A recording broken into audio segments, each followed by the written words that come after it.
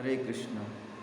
माता के पूजने पर तृतीय स्कंद का 31वें अध्याय का 39वां श्लोक में कपिल भगवान कहते हैं, संगेन कुर्यात् प्रमादासु जातु योगस्य पारं परमारुद्रक्ष मत् सेवया प्रतिलब्धात्मलाभो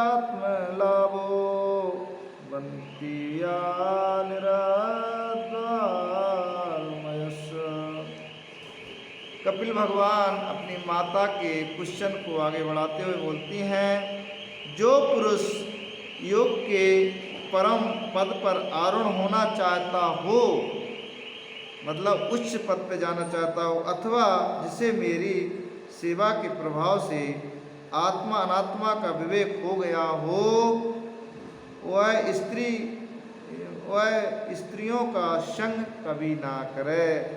जो वास्तविक योग पर जाना चाहता हो तो कहते हैं उसको इसकी परछाई से भी बचना होगा, स्त्री वहाँ नहीं जाना चाहिए। एक कपिल भगवान कहते हैं माता के क्वेश्चन पे, वो कहते हैं स्त्री के संग से बचे, क्योंकि उन्हें ऐसे पुरुष के लिए नरक का खुला द्वार बताया गया है।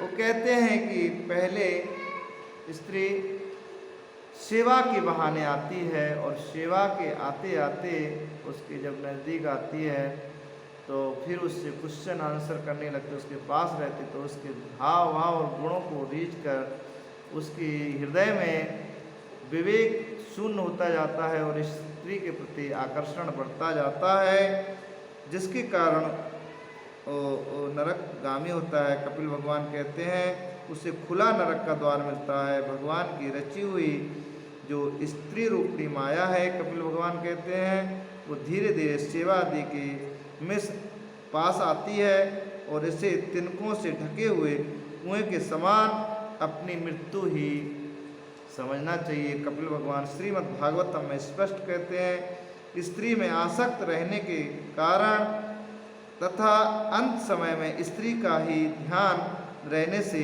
जीवों को स्त्री योनि प्राप्त होती है।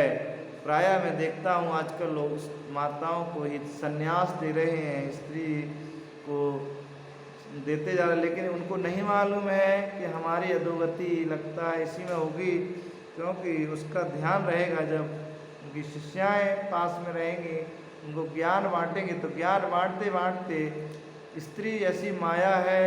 कपिल भगवान कहते हैं कि वो सेवा के मिस किसी के मिस आएगी और आपको आकर्षण करके आपके जीवन को बर्बाद करेगी,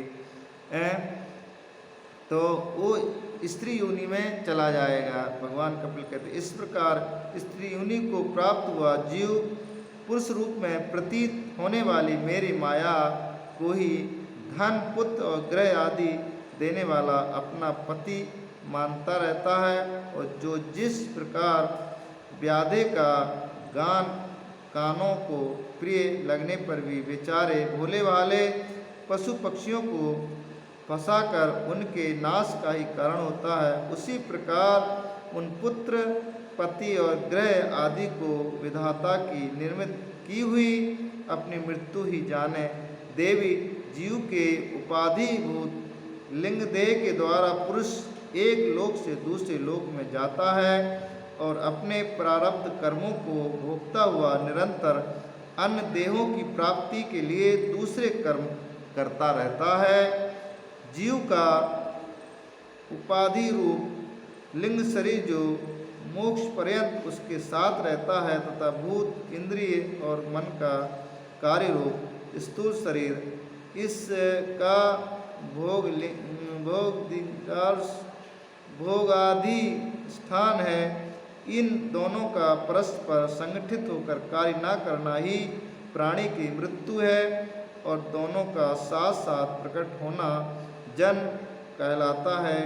पदार्थों को उपाधि के स्वरूप इस स्थूल शरीर में जब उनकी ग्रहण करने की योग्यता नहीं रहती, वह उसका मरण और स्थूल शरीर ही मैं हूँ इस प्रकार अभिमान के साथ उसे देखना उसका जन्म है। तो इस तरह से कपिल भगवान कहते हैं हमें माया से अगर बचना है तो स्त्री का संग कदापि ना करें, दूर ही रहे। पहले के संत रहते थे वो कहते थे कि छाया से भी लकड़ी, काठ की लकड़ी से भी संत को दूर रहना चाहिए, लेकिन आज प्रायः संन्यास लोग देते हैं, अपने साथ रख के एकांत में उनको ध्यान कराते हैं, भक्ति कराते हैं, तो उनकी गति भी वही होना है।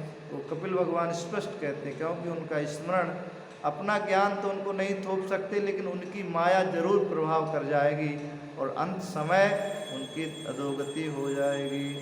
हरे कृष्णा।